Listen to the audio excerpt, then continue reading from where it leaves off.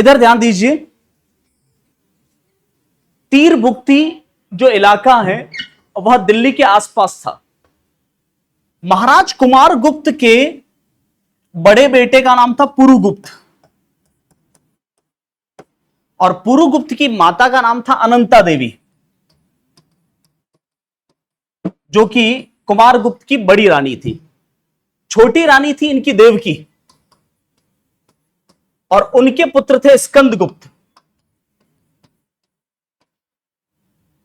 तीरबुक्ती का जो गवर्नर था वह था पुरुगुप्त।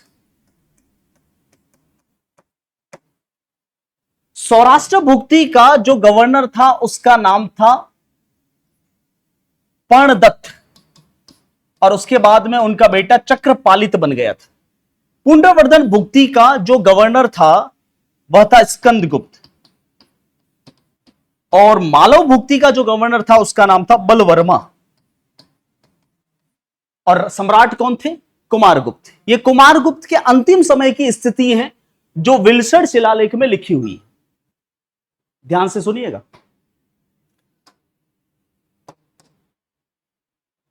कुमारगुप्त के समय में जो सेनापति था उसका नाम था भट्टार्क।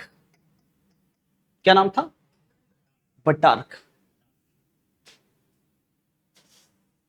विल्सण शिलालेख कहता है कि पुष्यमित्राश्च जर्टो विज्यते राज्य लक्ष्मी विचलित वर्णंतु राजा नाम, अर्थात पुष्यमित्रों ने को जाटों ने जीता, राज्य लक्ष्मी विचलित होने से बचाया और राजा का राज्य लक्ष्मी ने वर्ण किया यानी चुनाव किया। कुछ इतिहासकार कहते आर्थिक स्थिति खराब थी इसलिए हुआ था, कुछ कहते पारिवारिक झगड़ा था इसलिए हुआ था, कुछ कहते हैं कि विदेशी आक्रमण हुआ था। बता दूं, इस समय कुमारगुप्त के अंतिम समय में एक विदेशी आक्रमण हुआ था जिसका नाम था खिंगिल और रादिल जरायूम का। यह रादिल जरायूम और खिंगिल जो है वह सासानी वंश के हूण शासक थे। हूण जो बड़े ही खौफनाक क्रूर हुआ करते थे। इस खिंगिल ने सबसे पहले मालव भुक्ति पर हमला किया। मालव भुक्ति पर जब खिंगिल ने हमला किया तो उस समय कुमारगुप्त बूढ़ा था पाटलिपुत्र में। उस कुमारगुप्त की रानी अनंता देवी ने घोषणा की कि जो रादिल जरायूम को मारेगा, खिंगिल को मारेगा, उसे अगला पाटलिपुत्र का सम्राट बनाया जाएगा। दोनों भाई गए खिंगिल से हूणों से भिड़ने के लिए और वहां पर रादिल जरायूम को मार दिया और सम्राट बनाया गया स्कंदगुप्त को। ठीक है। कुछ समय बाद में खिंगिल ने भी आक्रमण कर दिया, हूण राजा ने, और वो आक्रमण किया मालव भुक्ति पर। और मालव भुक्ति का उस समय राजा था जिसका नाम था बलवर्मा, गवर्नर था। उस बलवर्मा की एक बहन थी देवसेना। उस देवसेना ने स्कंदगुप्त की मदद मांगी और मदद मांगकर स्कंदगुप्त बलवर्मा की सहायता करने के लिए गए और बलवर्मा को बचाया और देवसेना से उसका विवाह हो गया, जबकि पुरुगुप्त चाहता था देवसेना से विवाह करना। ऐसी कंडीशन के अंदर अनंता देवी को पुरुगुप्त ने उकसाया कि स्कंदगुप्त के आदमियों ने मेरी हत्या करने की कोशिश की, इसलिए राजमाता अनंता देवी ने आदेश दिया सेनापति भट्टार्क को। और जब स्कंदगुप्त खिंगिल को मारने के लिए जब सिंधु नदी के किनारे जब पहुंचे थे, तब इसी भट्टार्क ने धोखे से स्कंदगुप्त की हत्या कर दी। यह सब कुछ आपने देखा देखा लगता है या सुना सुना लगता है? जी हां, जी हां, कुमारगुप्त विज्जल देव हैं।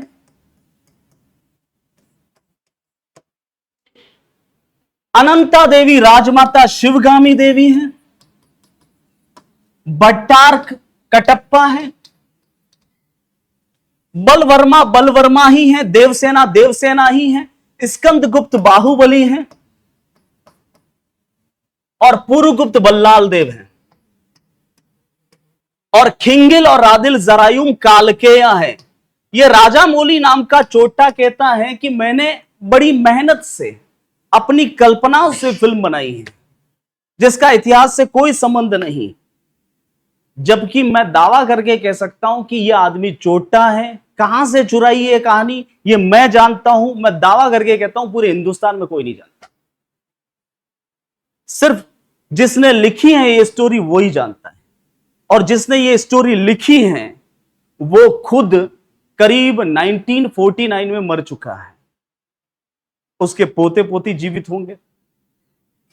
इस फिल्म ने 317 करोड़ का बजट डाला था पहली फिल्म में, और 3 साल तक दुनिया को बेवकूफ बनाते रहे कि कटप्पा ने बाहुबली को क्यों मारा।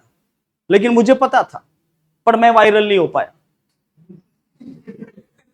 दूसरी फिल्म 517 करोड़ में बनाई इसने, और कम से कम 1300 करोड़ रुपए इसने लूटे। मैं कभी कभार सोचता क्या हूं, वक्त होगा तब ऐसा करूंगा, जिसने ये लिखा है उसके पोते पोती को जाके उकसाऊंगा कि तुम्हारे दादा की चीज इसने चोरी की है, केस ठोको, अमानत में खयानत का मुकदमा डालो, ज्यादा नहीं तो कम से कम कॉम्प्रोमाइज करने के लिए 1-2 करोड़ तो इससे निकलवाने। कौन कहता बाहुबली फिल्म इतिहास से जुड़ी हुई नहीं है? बाहुबली असल में कोई है तो वो स्कंदगुप्त, पुरुगुप्त बल्लाल देव है। सेम वैसा ही सीन घटा था जो कुमारगुप्त के अंतिम समय में हुआ था। पूरी की पूरी स्टोरी वैसी की वैसी है, डायलॉग तक बंदे ने चेंज नहीं किए, लैंग्वेज भी वो है। अब वो राइटर कौन है वो मैं आपको नहीं बता सकता, क्योंकि पैसे कमाने तो रिवील नहीं करते। बस इतना समझ लो ये गुप्त काल की स्टोरी है। चलिए, स्टोरी यहीं समाप्त होती है।